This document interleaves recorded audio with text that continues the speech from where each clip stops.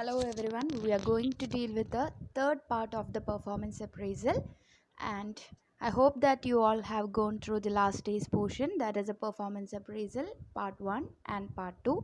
Those who haven't go through it, first go through that, and after that we'll go to the third part. And the third part is about the methods of performance appraisal, that is a modern methods of performance appraisal.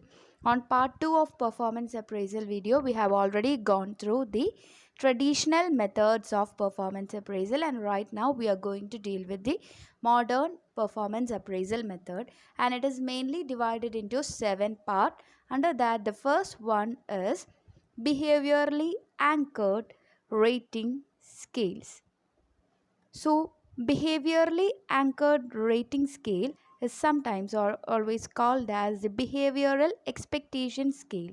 That is, it evaluates the performance in terms of the critical employee behavior, and it is a method, that is, it is checking the specific behavior of the employee. That is, a rating scale will be given and a specific behavior of the employee that will be measured under this particular method, and the scales will be linked with a different range of descriptive statements, and that is from least to highest, as you will say, from very low to very high, worst to best, just like that.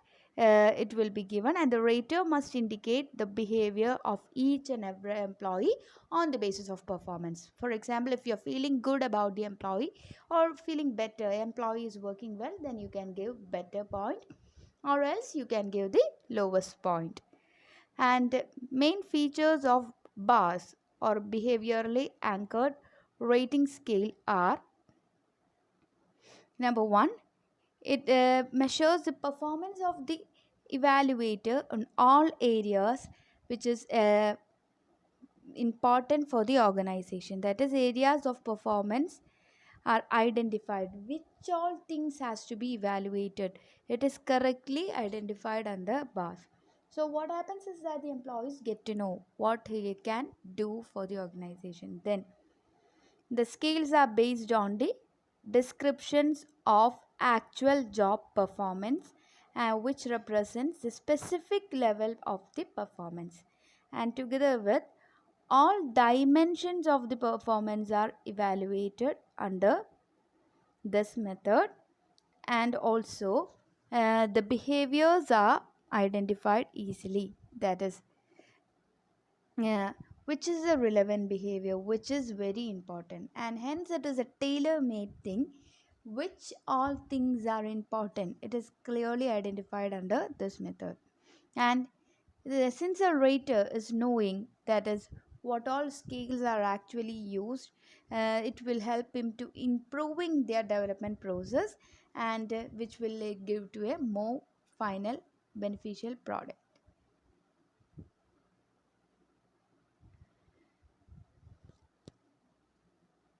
The next is developing bars.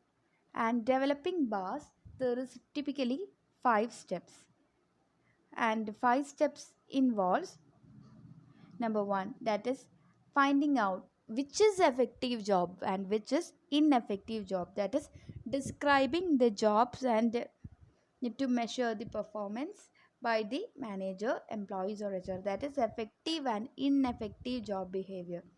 Second thing in the bars is find out, that is, it should be all these effective and ineffective has to be classified or grouped into smaller group of clusters, that is similar will becomes under one. Then third, the job expert will be reallocating the original critical incidents and the cluster definitions, and these critical incidents are again reassigned, that is, which cluster or which group is best for this performance, that will be grouped out together in one, and the other will be on the another. And job experts rate the behavior described in the incidents, that is how it will be effectively or ineffectively represents the performance dimension. And lastly, a subset of all these incidents used as behavioral anchors for the dimension. So identify effective and effective work and group it into different clusters. An expert will go through it and forms the best cluster. And the main merits and demerits of bar are as follows. First, we can go to the merits. That is, it is both for the managers as well as the employees are actively involved in this particular method, and it describes the employee performance in an effective way. It is more objective based on the job and provide the opportunity for improvement.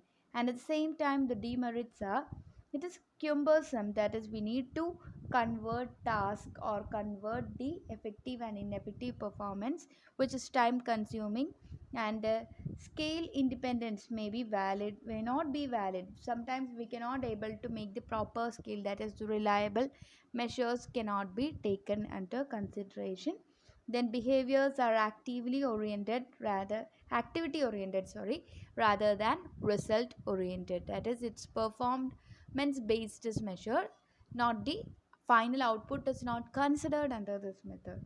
And each job requires different bar, because effective and ineffective performance on a different job is considered. So hence we have to prepare bars or behaviors of each and every job.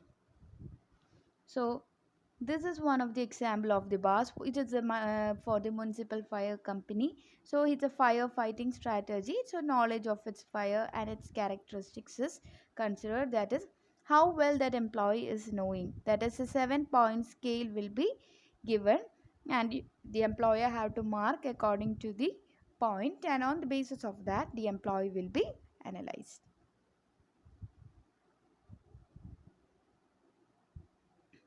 The second method is 360-degree method of appraisal, or 360-degree feedback method. So under 360-degree feedback method, what they do, from we all know that 360-degree will constitute a good circle. So here all round aspect is considered under this method. That is, there will be more than one rater. That is, the employee is assessed from manager, subordinate, superior, even from the customer sometimes. So it's a systematic collection of the performance data of an individual or a group from a number of stakeholders. It may be supervisors, team members, customers, etc. And how this employee is useful, providing information of how that person does the job is the method done under this. That is a 360-degree. That is an all-round performance is considered under this method. And the main merits of these method are, it is always accurate, because opinion from each and every person can be taken. It is reliable, credible information is got from all the sources, and it also helps in assessing soft skills of the people. And the greater self development for the employees is also possible, because everyone is saying their opinion about a particular employee. So the employee will obviously works well.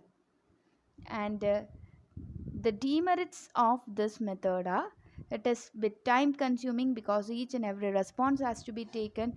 Receiving feedbacks from multiple sources is intimidating. That is, sometimes there will be a confusing feedback. Sometimes one will be subordinate will be very friendly and he will be giving a good feedback, while superior will not be that much supportive for that employee, so you'll be giving the worst report about the employee. So the conflict is very high, and it takes a very long time for getting the data and also designing the questionnaire. And multiple raters are less adaptive at providing a balanced or an objective feedback to the employees.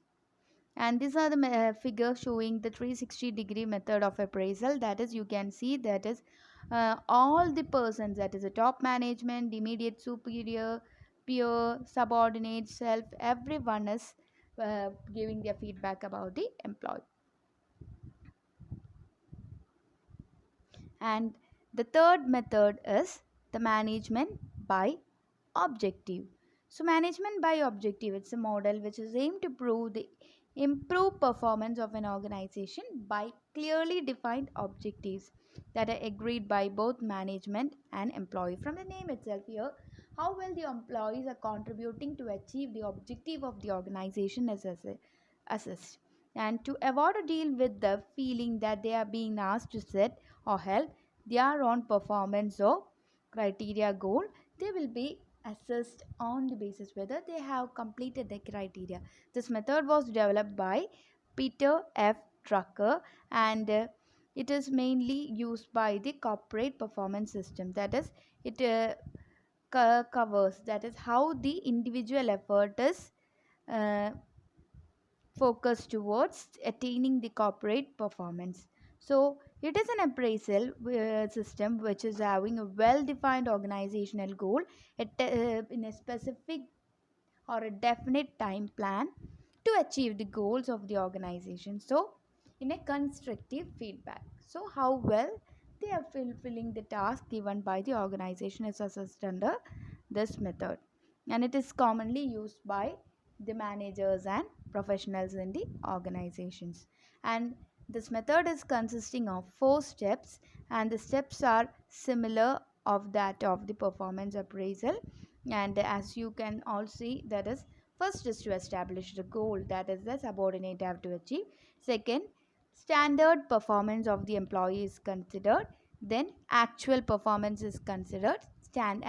Standard and actual is compared, and if there is any deviation, corrective actions are taken, and feedback and discussions are given, and they will be provided with new goal. So after one goal is attained, they will be provided with another goal or objective, and on the basis of that, the employee will be assessed all the time. And these are the merits and demerits of management by objective. First one is to establish a good link between an individual and organization performance. Then to easily implement the measure, and it always motivates the employee and increases the accountability of the employee. And it is always a performance oriented diagnostic system, and it facilitates employee counseling and guidance. And it's a measure of performance and not the personality of the employee. So the employee will work well. But the demerits are, it is difficult for the employee to agree on goals. They will not be ready to accept the goals that is given easily, and it excludes the intangible qualities of the employee like honesty, integrity, quality, etc. And it is always, goal setting is always a qualitative function. Uh, for the, that is, for the qualitative function, it will be very difficult because sometimes we cannot measure the performance of the employee in terms of quality.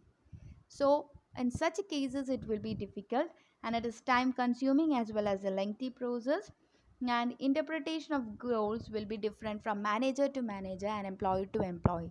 So it is also a demerit of management by objective.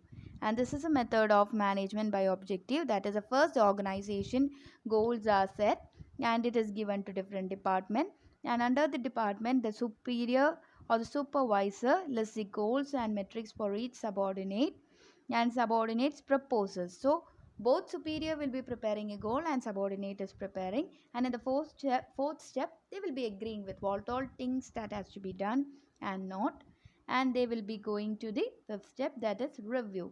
And in this step itself, if there is any inappropriate goals, it is deleted, and if there is any new goal, it is added to it, and the review process is continued. And in the sixth step the final review is done, and in the seventh step the organization will make the review, and again this process is continuing. So once an objective is attained, they will go for the second objective, and the same process is repeated. And the third, after the third approach, the fourth approach is psychological approach.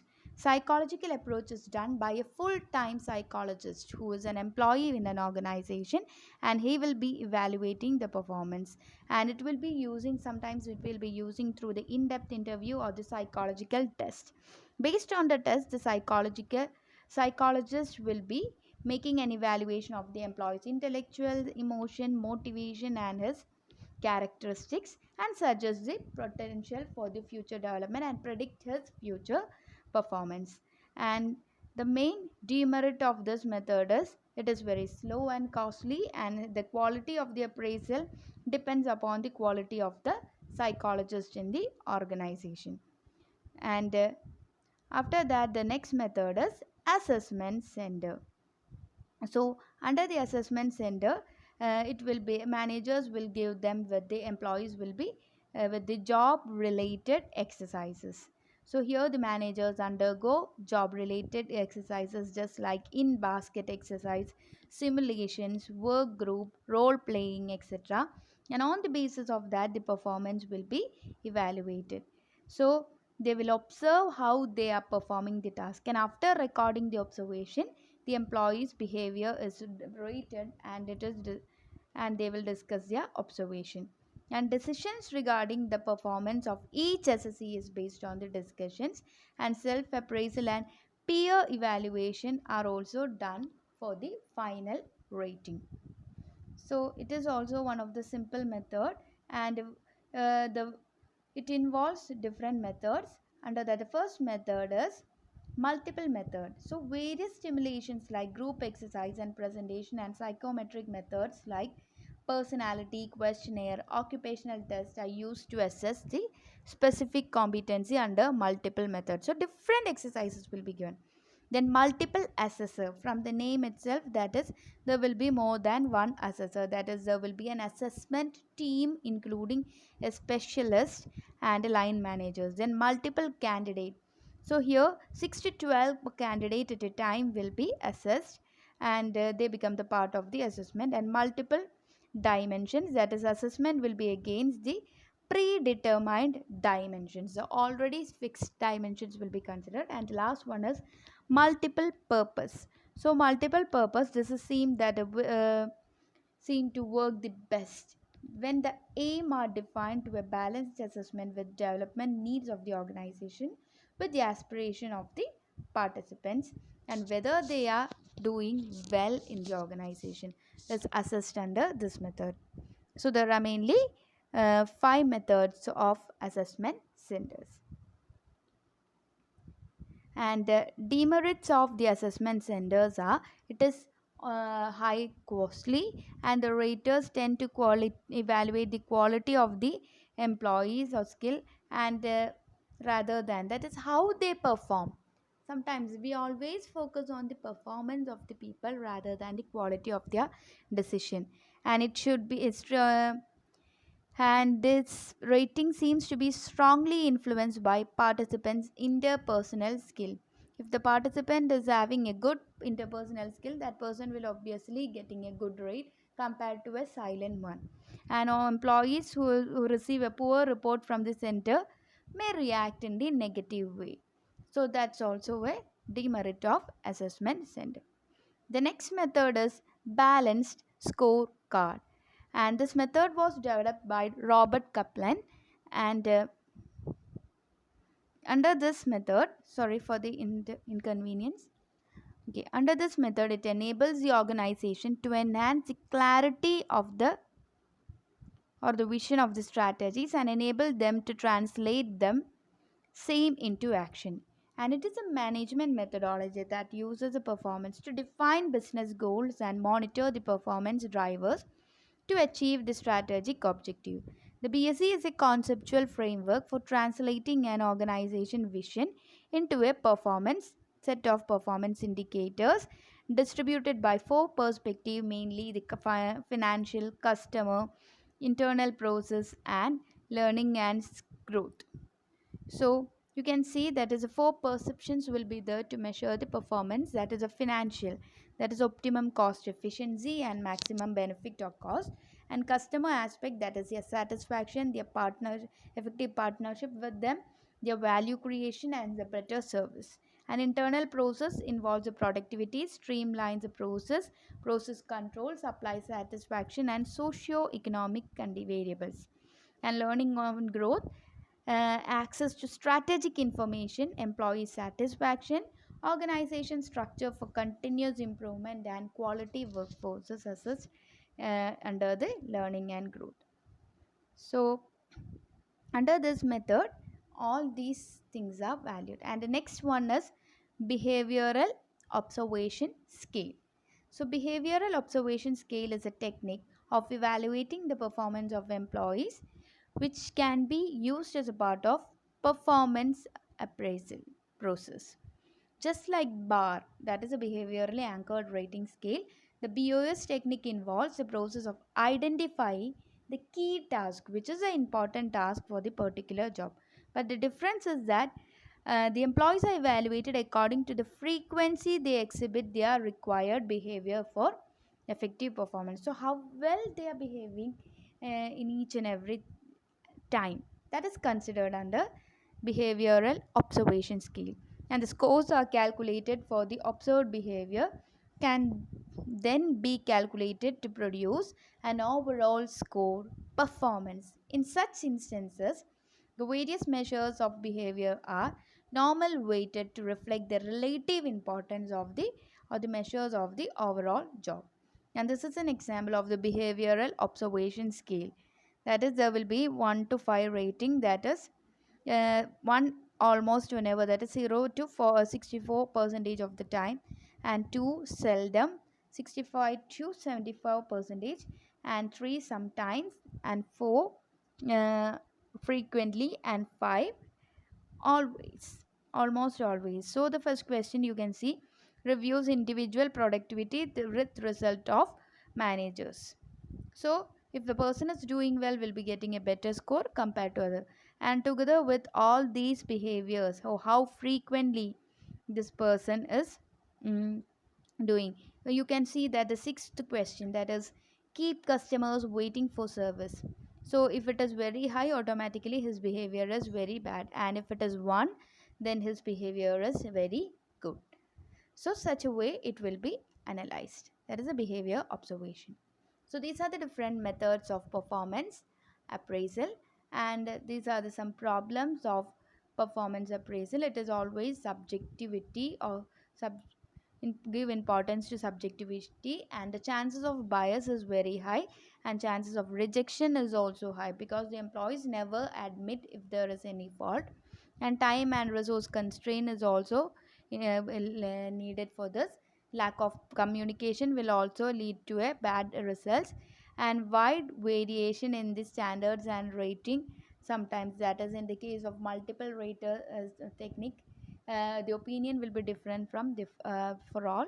And limitations of performance appraisal technique, we cannot find a good method of performance appraisal, and if one method is adopted but will be suitable for one job and it will not be suitable for others, so it will be also a problem. And the chances of negative feedback is also high under this method, and the manipulating the evaluation is also high under these methods. So these are the different methods, limitations of performance appraisal system. So please go through the previous video and this video, and by this we are coming to the end of the performance appraisal, and uh, hope you all understand, and thank you for listening and viewing, and have a nice day. Thank you.